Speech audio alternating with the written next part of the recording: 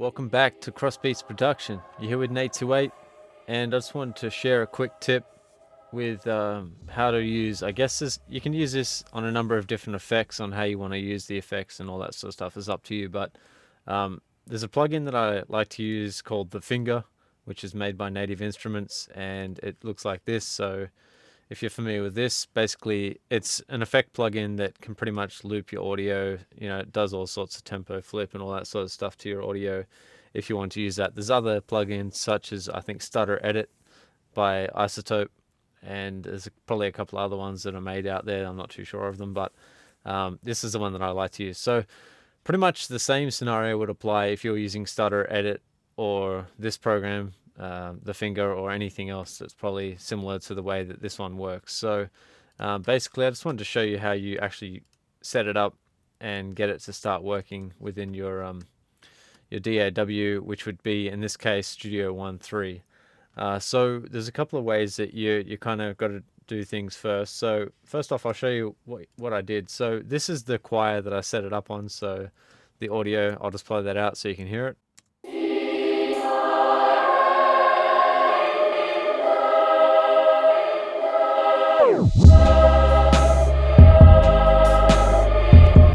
Alright, so that's the audio that I wanted to create that effect to. So if you heard at the end here, this is a little MIDI file that I've drawn in, and it created that kind of stop tape effect, which basically is the kind of effect that you hear a lot in hip hop. So the way I did it was, this is the audio file. So if you were going to create this on an audio file, which is the wave that I'm using, so this is basically what it would look like.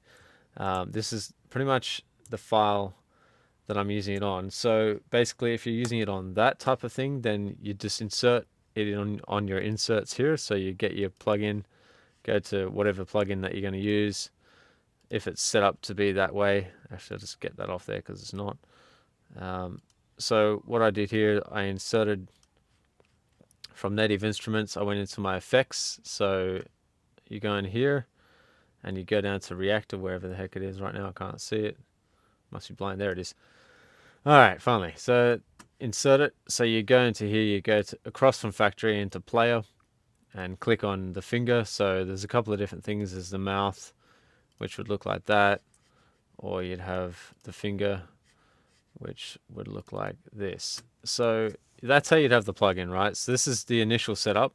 So just recapping on that again, just remove that again, and you're clicking on the audio or the instrument that you've got. So whatever instrument that is, it could be a MIDI instrument and you've got some kind of synth, you'd put this on the actual insert of the instrument so it's playing through. So you can double click it, you can see it's there, the effect's there, but basically it's not activated. It only activates if I use, see if I'm clicking on these things, it'll actually activate it, but it doesn't do it when I want it to, because it's not activating by MIDI right now. It's only activating by me clicking on these buttons, which is activating the actual plugin itself. So to the way you activate it, then you create a second track. So you go up here, click on plus, create instrument track, and then you'd select instrument, and then you'd select the input. It could be as default, or you'd select it as this. So it normally sets as default. You'd select it as a Reactor FX, and then you'd hit OK, and channel 1, I've already done it, so let's cancel out of that. So that would be set up. So it's set up here as Reactor. As you can see along here, it's got the Reactor, and Reactor is out. So the in and out need to be Reactor, because your audio is going into that, and it's playing the audio through the plugin, and the MIDI is what's affecting it basically. So as you can see, channel 1, I've just selected that because that's the first channel. That's the channel that needs to be on. So channel 1, in and out, needs to be selected. Now this doesn't have to have anything on there. That's just a normal channel for this particular channel. So then to get in here, you open up a new MIDI. So you just drop in a MIDI track in there, and you can double click on it. Now it's just going to be blank. There's nothing showing here. I mean, that's because that is the track. There's no effects on here that I've actually installed on this actual track. So then you can open up your Reactor. Sorry, I'll just go in here and open up Reactor, And you'll see when I go into the MIDI file, so click down to you can relabel this by the way, so just relabel your new track. So call it the finger or whatever you want to call it, effects, tape stop or whatever you want to call it. So let me just go back and add that. So then I'd go into my MIDI here, double click on that. And if you see here now, when I go into these notes, it's affecting my actual plugin inside there because the in and out, as you can see on this side here, is set to reactor. So it knows now to affect the plugin itself. And that plugin is actually on the choir track. So that's just a quick tip.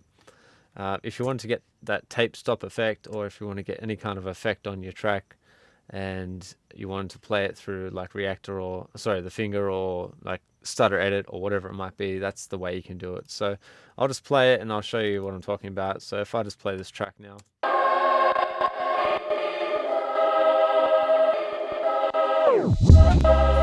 see it's basically affected now because of the MIDI that's telling it what to do.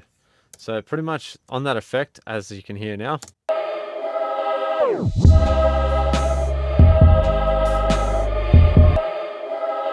So that's it. That's the track right there.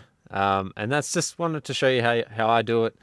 Just a quick tip there. I hope it helps somebody out. And if you like this, please subscribe because I'll keep doing more and more tip videos if I can.